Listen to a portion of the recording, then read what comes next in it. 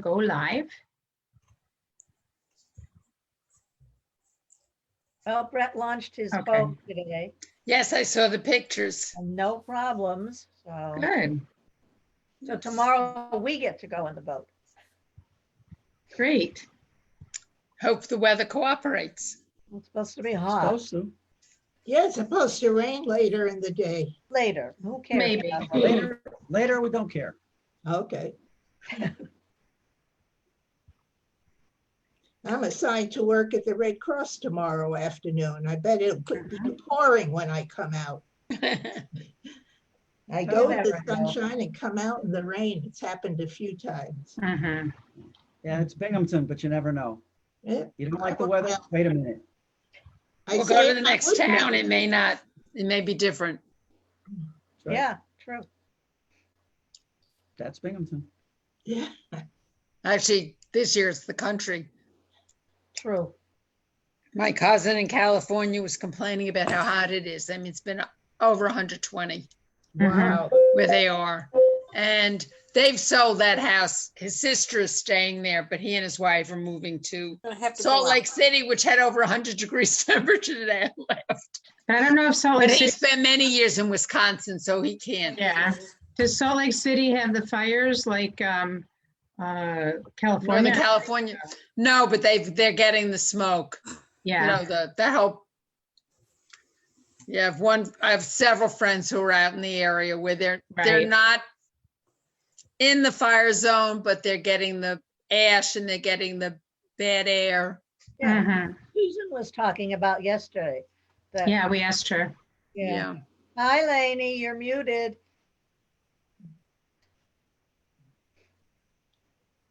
Because she doesn't have her thing on. So I have started the recording, and we are on Facebook Live as well as we come to the end of Shabbat. Someone said I should do it outside. I said, but it's really not getting dark yet when we do Havdalah. So when a little later, then maybe I'll try it out in the back where we can see it getting darker. But until that point, I figured I'll keep making Havdalah inside. Also, when it gets darker, it gets buggy. So, That's true. That's true. Yeah. And And who it's needs- almost too hot to be outside. At Um, least and down the- here it is. It's not here. Underneath the back, it's fine. Yeah. So I did Torah study out there today, and it wasn't a problem Yeah. at all. But yeah, so I'm taking seriously the request that the stories that I do are not just children's stories. So this week, being that the Torah portion is Shoftim, and we studied that this morning in Torah study, and last night I spoke about justice. I decided I wanted to look more at stories related to justice, which there are a great many. So the phrase justice, justice shall you pursue is one of those well-known phrases guiding our actions from the portion. So one of the lessons from that text is not to rush to judgment, but to examine situations before judging, and judging with compassion. So I want to share a story from the Talmud with you. And I may have done something with this in Torah study a few months ago, but I'm not sure. It's from the Babylonian Talmud, Shabbat 13a, and it teaches us about harsh and rash judgments. On one of the websites, if you Google Shabbat 13a, there's a great video of this on, I think it's Aleph Beta, I think is what we were looking at some of those videos at one point too related to this. So the background is that the Roman government had prohibited Torah study on penalty of death. So scholars had to flee or go into hiding to continue their Torah study. So this is about, the story is about Rabbi Shimon Bar Yochai and his son, Rabbi Elazar. And they went and they hid in a cave. And a miracle is said to have occurred that the carob tree was created for them, as well as a spring of water. So they really sort of buried themselves in sand, but they studied Torah all day, every day. And they did this for 12 years. So they totally immersed themselves in study. And the text says Elijah came and stood at the entrance of the cave and said, who's going to inform Shimon Bar Yochai that the emperor has died and the decree has been abrogated? So after they get this message, they leave the cave and they see people plowing and sowing. And Rabbi Shimon Bar Yochai looks at this and sees people involved in these activities of every day and said they have forsaken God and they've abandoned the eternal life of Torah study and engaged in temporal life for their own substance. And so the Talmud tells us that every place that Rabbi Shimon and his son Rabbi Elazar directed their eyes was immediately burned, just destroyed, just by their vision of it. They're looking at it. So a divine voice of God or messenger from God says to them, did you emerge from the cave in order to destroy my world? Go back to your cave. So they do, and they go back. And this time they stay there for 12 months, not 12 years, but 12 months. And when they come out again, the divine voice comes back and says, you can come out. And they emerged, and everywhere that Rabbi Elazar would look and strike, and it would start to cause destruction, Rabbi Shimon could heal at the same time. So together, the two of them, they didn't destroy more. And Rabbi Shimon said to his son, you and I will suffice for the whole world. The two of us are engaged in the proper study of Torah, so we don't have to worry about the rest of the world because we've got it covered in essence, which is sort of an interesting concept, but we don't have to worry about the rest of it.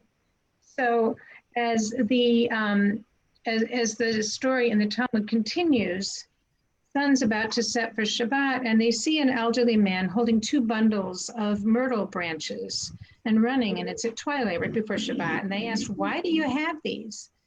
Because you only need to have one. And he said to them, I have it to honor Shabbat. And they said, you only need one? And he said, no, one is corresponding to Zachor at Yom HaShabbat to keep it holy. Remember the Sabbath day to keep it holy from Exodus, and the other to Shamor at Yom HaShabbat, Bikat Shehu, observe the Sabbath day and keep it holy. And Rabbi Shimon said to his son, see how beloved the mitzvot are to Israel. Their minds were put at ease because they realized even while they were living the other life that they were still engaged and were concerned and living their lives according to Torah. So what can we glean from this story in the Talmud? I would suggest that we can consider that study alone is just that. It's just study alone. And studying in isolation without interacting with the world at all can be dangerous. And without interacting with other thoughts, just the two of them studying all the way through. And the absolute judgment of Rabbi Shimon and Rabbi Elazar at they exhibited that first time they came out was destructive and dangerous. So when the divine voice calls out that they aren't to destroy the world, the next time when they come out, it's sort of interesting that their energies sort of balance each other out a little bit better. So they don't destroy the world anymore, but still Rabbi Elazar's vision could destroy it. Rabbi Shimon can moderate it. And so that's a start. But I think what really made the difference is when they met the man who could explain his actions through Torah references to a practice different from their own, that's when we really have the lesson, because not only did their anger abate, but they realized that there was more than one way to understand a text. There was more than one way to live your life. And they could then live in a world where not everyone was like themselves. So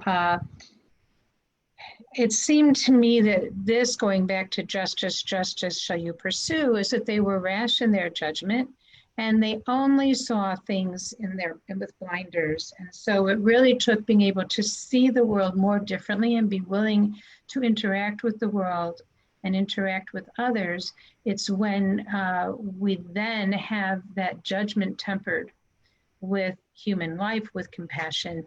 And so sometimes we talk about din and rachamim, judgment and compassion, that when we have judgment, as in this Torah portion, that is considered in the context and learning more about what it's about, and not just absolutely that that is the way that judgment is supposed to be executed, and that's really true justice. So somewhat of a harsh story, and I think I had shared it, but it's just seemed to apply again here and looking at it a little bit differently, because this morning when we looked at different aspects of justice and the Torah portion, there are just many ways to apply it, that it's always rich to consider different possibilities. So any other thoughts or comments you have related to this text? The story does not explain why the son had the opposite, I don't know. You.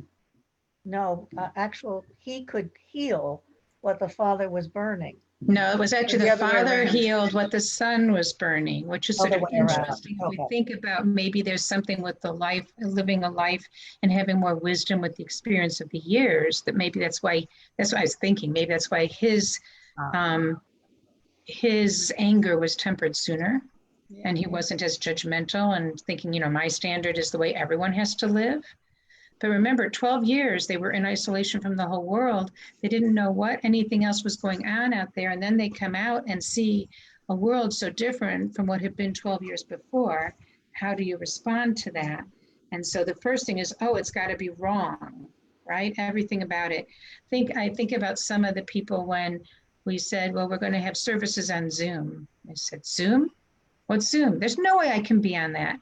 And some of those same people are the ones who now will say, let's do it on Zoom. In terms of having to rethink things in such a different way and do things differently, to some, it's like, we can't do anything differently than the way we've always done it. We have to do it the same. And yet things do change. I mean, in our world, circumstances changed after that Roman emperor died and it wasn't the death penalty for studying Torah anymore. Did that mean everyone was supposed to go back and study Torah 24/7? If you do that, there's no food, right? There's no shelter. Somebody has to be handling those matters as well. Suzanne. It also brought me back to the morning discussion about humility. Okay. That they may have been studying Torah, but they had no humility because they thought theirs was the only way, and the only way to do things was their way. And there was no understanding and no concern or compassion for anyone else. They had no humility. Mm-hmm. And I'd heard you had told the story before, and I looked at it because of this morning's discussion differently. Well, and that's the whole thing, even this, and that's the richness of a text. If we can glean different things and see different things in it each time we go to it, that is, that's about the Torah too. There's a text that says, turn it, and you will find different ways of understanding it. So, even though it's a text that we may have looked at before, we looked at it from a different vantage point. The text about humility was interesting because the actual, the material we're using in Torah study is looking at the Torah portion for the different high holiday motifs you may be able to find in it to then do more reflective, self-reflective pieces. So the humility piece, the text actually in this portion about humility, about anava, is about the king. And in this text, it says, if you want to have a king, Israel, because this is where they didn't have a king yet, right? Then that king is going to have to sit there with the Torah next to him and is not above the law and other things that have to be applied to the king as to everyone, because God is the King of Kings.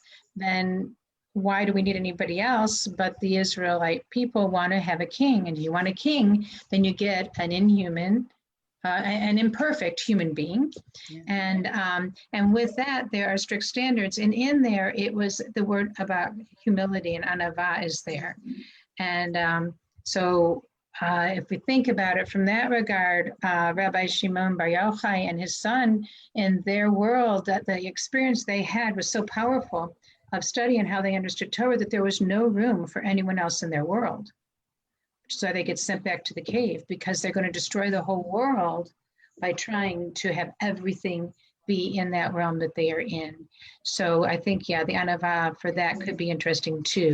And one of the other applications is some people who don't have anava, there are people, you know, when they come into the room and there's no room for any of the rest of us there, you feel like I don't even have to, I could not be here and I'm invisible and there's no room because their presence is so overpowering. Yeah. Encompassing, and sometimes we want people to bring that feel in. There are other times you say, wait a second, I want breathing space here too. Yeah. And that gets us, of course, to the piece that I mentioned this morning as well of God and Lurianic Kabbalah and that whole idea of creation, that God has to constrict God's self so there's room for all of us to have free will and the choices to have choice be significant, to choose to live by the covenant and by the mitzvot or not. And we do, if we have free will, that's only because God gives us that space. And so if God can contract God's self to give us room to develop, we need to consider how do we give room to others as well. So it's a story with a lot of different possibilities to it. And again, if you Google Shabbat 13a, in terms of, there are some interesting videos of it and you can find the text yourself as well. So there are many ways to find it. So we should move on to Havdalah. This may be the last week for my candle. It's got such a big flame now. I had to make sure that the liquid was high in my Kiddush cup or I'm going to burn myself soon.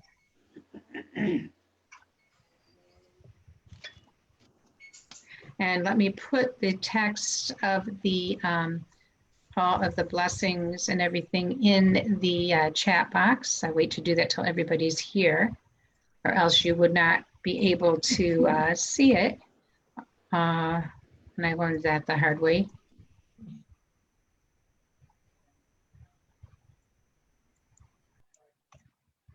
Okay, so now you've got all of the text by your side as well.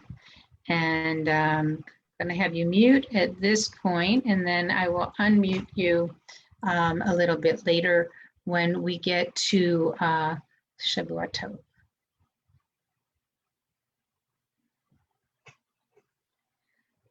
We light our candles.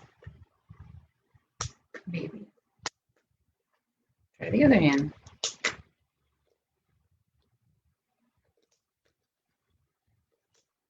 Almost. I think I'm going to need a new one of these things soon. Hold on, I got to get matches. That thing has stopped working tonight.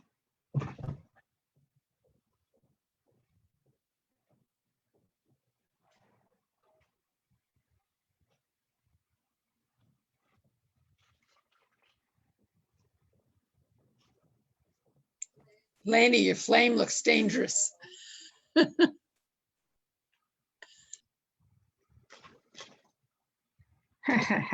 The fan blew out the match as soon as I lit it. The challenge tonight will be lighting the candle.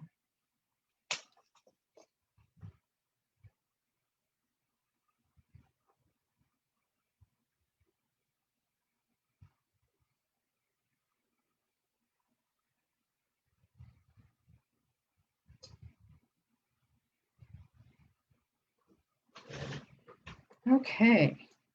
Ya la la la la la la la. Ya la la la la la la la. Ya la la la la la. Ya la la la la la la. Ya la la la la la la la. Ya la la la la la la la. Ya la la la la la. Ya la la la la la. One moment, I got to move this fan. I'm going to catch something on fire. And it might be me. Okay, that's better. Baruch atah Adonai Eloheinu melech haolam borei peri hagafen borei peri hagafen ya la la la la la la la ya la la la la la la la Ya la la la la la, ya la la la la la la, ya la la la la la la la, ya la la la la la la la, ya la la la la la, ya la la la la la la. Baruch atah Adonai Eloheinu melech haolam. Borei minei v'samim, borei minei v'samim. Ya la la la la la la, ya la la la la la la la, ya la la la la la, ya la la la la la, ya la la la la la la, ya la la la la la la, ya la la la la, ya la la la la la.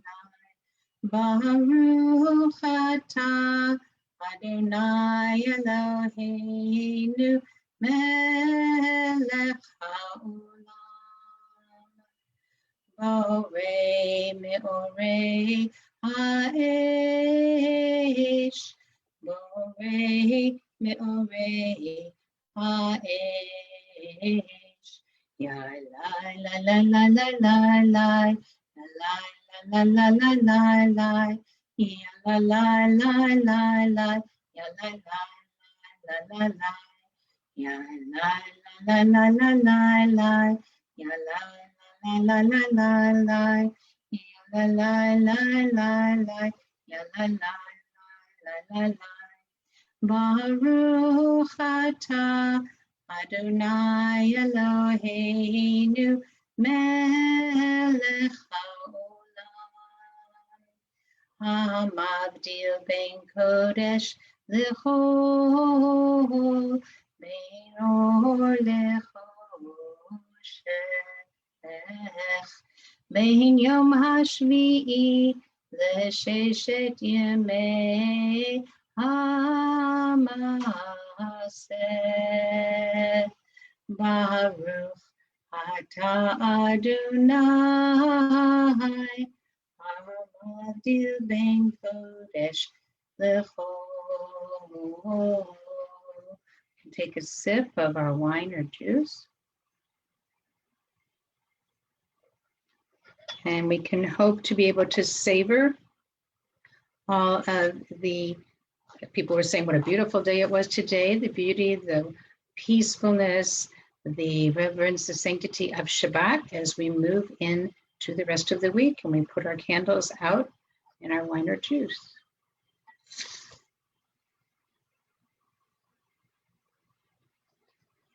Eliyahu Hanavi, Eliyahu Hatishbi, Eliyahu, Eliyahu, Eliyahu Hagiladi.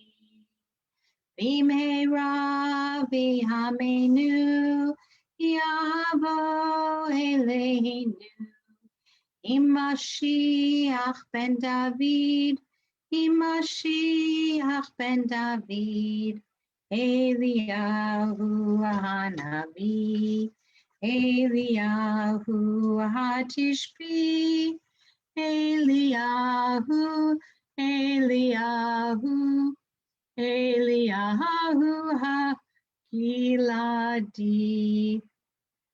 And I invite you to unmute so we can sing Shavua Tov together. Shavua Tov, Shavua Tov, Shavua Tov, Shavua Tov, Shavua Tov, Shavua Tov, Shavua Tov, Shavua Tov, a good week, a week of peace. May gladness reign and joy increase. A good week, a week of peace. May gladness reign and joy increase. Shavua Tov. Shavua Tov. Rabbi, how do you keep